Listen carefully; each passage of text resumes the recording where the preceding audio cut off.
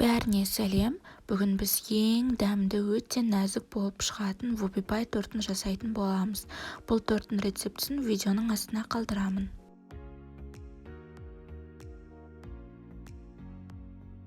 Біз шоколад пен майымызды водяной баняда немесе микроволновкада ерітіп аламыз. Егер сіздер микроволновкада ерітетін болсаңыздар, әр 30 секунд сайын араластырып тұрған жөн.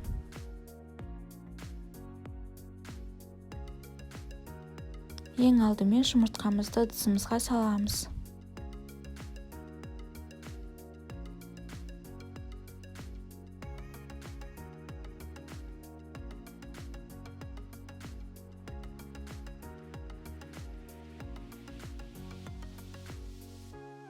Жұмыртқаның үстінен қантты салып, жақсылап, аппақ болып көпіргенше миксермен араластырамыз.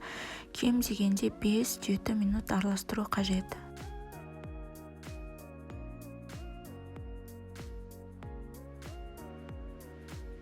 Енді осы шоколадты массамызды ыдысымызға салып, біркелкі болғанша миксерлейміз.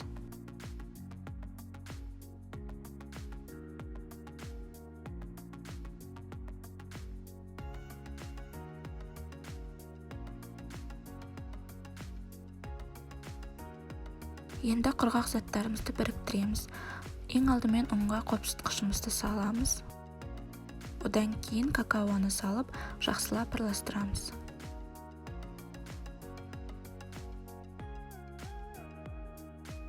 Енді осы ұнымызды бөліп салатын боламыз.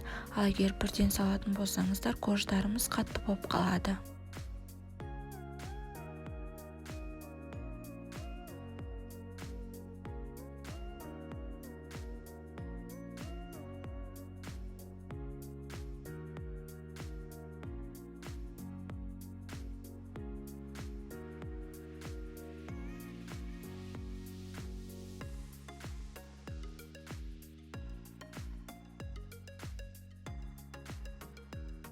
Енді форма сызатын боламыз.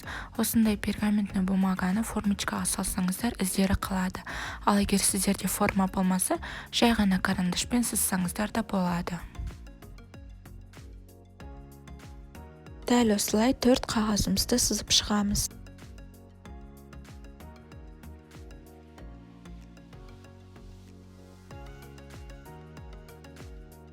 Енді осы массамызды әр қағазға бірдей етіп салып шығамыз. Әр қайсысы кем дегенде 5-6 қасық болады.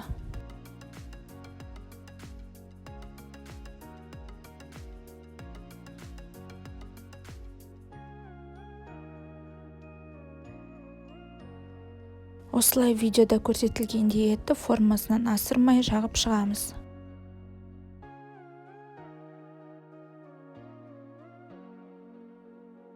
Енді осы қождарымызды 180 градусқа 5-7 минутқа пісіріп аламыз.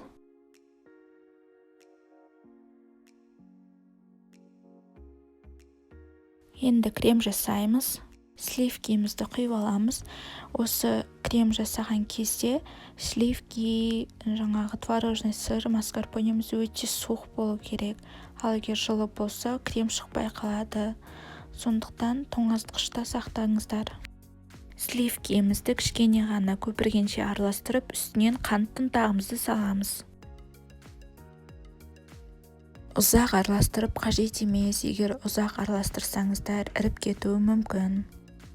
Енді творожный сырымыздың жартысын ғана салып, жақсылап араластырамыз.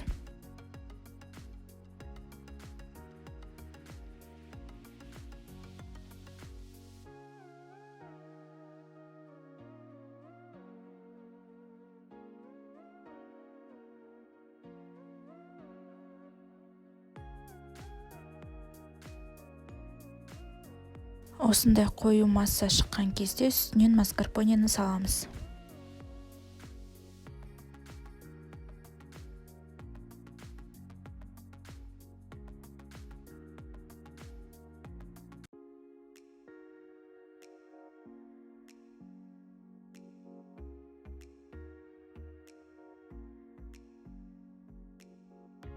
Креміміз осындай қою, өзінің формасын ұстап тұруы қажет.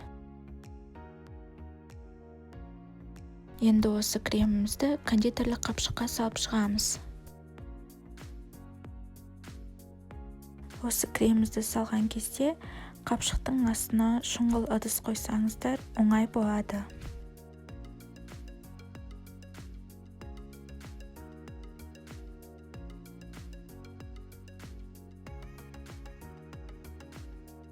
Видеода көрсетілгендей етіп, кремнің ішіндегі барлық ауаны шығарып тастаймыз.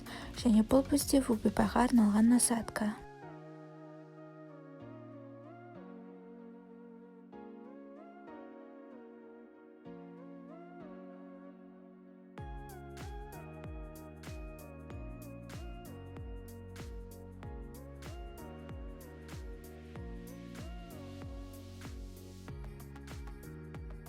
Бұл кремді біз осылай видеодағыдай шарик қылып жасап шығамыз.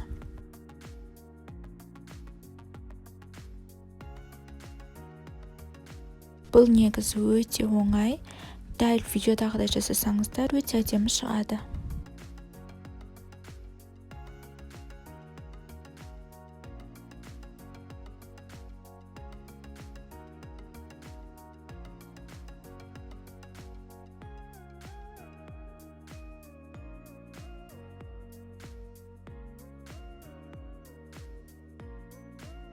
Енді осылай бетіне шоколадты ганашымызды жағып шығамыз.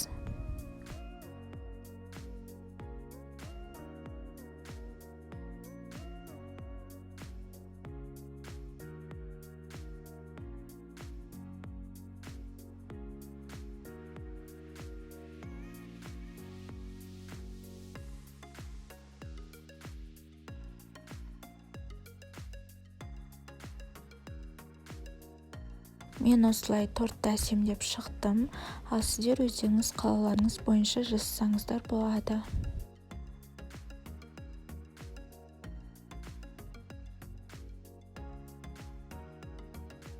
Біздің вуби-бай тортымыз дайын, өте дәмді, нәзік болып шықты.